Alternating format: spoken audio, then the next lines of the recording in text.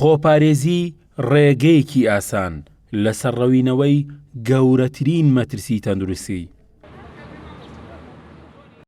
پزیشکان داوا دەکەن و ڕێنمایی پێویست دەدەن با وڵاتیان لەسەر خۆپارێزیان لە ڤایرۆسی کۆرۆنا کۆڤید-19 وەک خۆیان ئاماژەی بۆ دەکەن ئێستا وەک پەتایەکی بەربڵاو و ترسناک مامەڵە لەگەڵ ڤایرۆسەکە و نەخۆشیەکەدا دەکرێت چونکە وەک خۆیان ئاماژەی بۆ دەکەن گەر خۆپارێزی نەبێت کارەساتی زیاتر و گەورەتر لەوەی ئێستا کە هەیە ڕوودەدات. هاوڵاتی بەڕێز تاکە ڕێگەی کاریگەر بۆ دوورکەوتنەوە و توش نەبوون و لەم نەخۆشیە خۆپارێزیە داوام لە هاوڵاتیان خۆیان نەتوانەوە بکەن وتم ئەوەی کە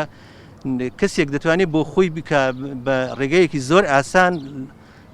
بە خۆپارێزی ئەگەر هەموو دکتۆرەکانی جیهان کۆبنەوە ناتوانن ئەوەی بۆ بکەن کە توش بوو.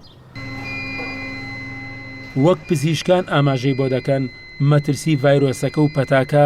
لەوەدایە تا ڤاکسین و چارەسەری ڕیشەی بۆ نەدۆزرێتەوە توانای خۆگونجاندنی لەگەڵ هەموو ژینگە و کەش و هەوایەکی وەرزەکاندا هەیە و زۆر بە ئاسانی کە خۆپارێزی نەبێت توانای بڵاوبوونەوە هەیە و بە ئاسانیش خۆی دەگەێنێتە هەموو تەمەن و ڕەگەزەکان. هەمووی مەترسی لەسرە بۆ نمونە ئەم لە هەفتەی پێشوو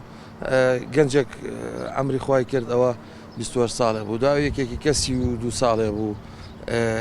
40 ساڵی تایە 50 تایە 80 تایە 70 تایە یعنی تەمەنەکان بە تێکەڵی هەیە ئەوە نییە بڵێ ئەمە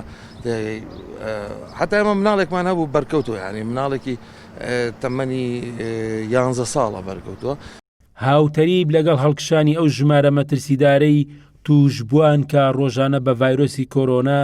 لە هەرێمی کوردستان تۆمار دەکرێت هاوکات لەگەڵیشیدا ژمارەی گیان لەدەستدان تا دێ زیاتر دەبێت بۆیە تەنها ڕێگریش لە تەشەنە نەسەندنی ئەم پەتایە تەنها خۆپارێزیە و خۆپارێزی. گۆران سەید نووری، گەلی کوردستان، سلێمانی.